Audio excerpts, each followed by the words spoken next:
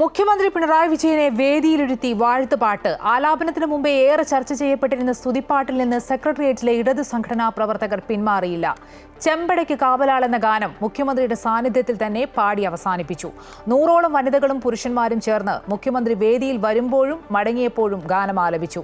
അതേസമയം മുഖ്യമന്ത്രിയെ പുകഴ്ത്തി പാട്ടുപാടിയാൽ എന്താണ് തെറ്റെന്ന് ജില്ലാ സെക്രട്ടറി വി ജോയി. ഞാൻ ആ പാട്ടെന്താണെന്ന് കേട്ടില്ല. ഇപ്പം വല്ലാതെ അധിക്ഷേപിച്ചുകൊണ്ടിരിക്കുമ്പോൾ ലേശം പുകഴ്ത്തൽ വന്നാൽ തന്നെ അതിന് വല്ലാത്ത അസ്വാസ്ഥ്യം നിങ്ങൾക്ക് ഉണ്ടാക്കും എന്നുള്ളത് ഉറപ്പാണ്. അതിനെനിക്ക് സംശയമില്ല.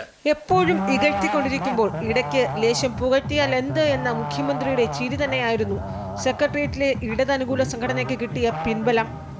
വാഴ്ത്തുപാട്ട് കഴിഞ്ഞ ദിവസം തന്നെ വലിയ രീതിയിൽ ചർച്ചയായതോടെ മുഖ്യമന്ത്രിയുടെ സാന്നിധ്യത്തിൽ പാടില്ല എന്ന ചില സൂചനകളും തുടക്കത്തിൽ പുറത്തു വന്നു.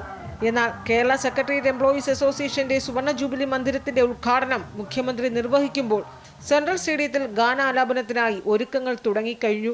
അതിൽ യാതൊരു വിധ പുകഴ്ത്തലിൻ്റെ അംശവുമില്ല.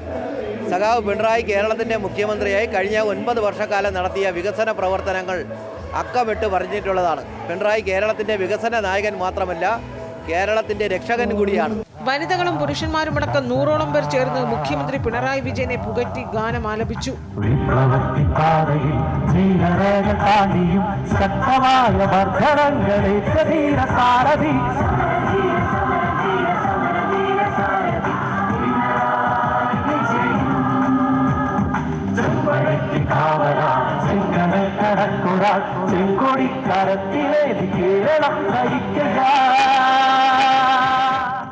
ആലാപനം തുടങ്ങി പകുതിക്ക് മുമ്പ് തന്നെ മുഖ്യമന്ത്രിയുടെ മാസ് എൻട്രി.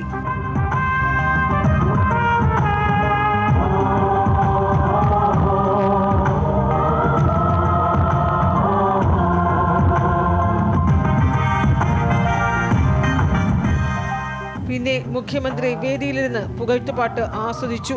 എന്നാൽ തന്റെ പ്രസംഗത്തിൽ ഒരിടത്തു പോലും ഗാനത്തെക്കുറിച്ച് യാതൊരു പരാമർശവും നടത്തിയതുമില്ല. ശേഷം വേദി വിട്ടിറങ്ങുമ്പോഴും ഗാനാലാപനം തുടർന്നു.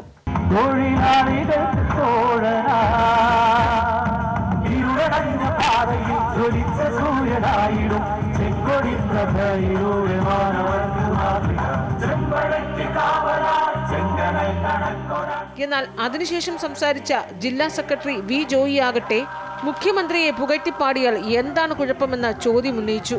ഒരു സ്വാഗത ഗാനത്തിൽ ബഹുമാന്യനായ കേരളത്തിൻ്റെ മുഖ്യമന്ത്രിയുടെ പേര് ഉച്ചരിച്ചാൽ എന്താണ് സംഭവിക്കാൻ വേണ്ടിയിട്ട് പോകുന്നത്? ഇതൊരു പ്രധാനപ്പെട്ട പ്രശ്നമാണ്. എന്തൊരു അസഹിഷ്ണുതയാണ്.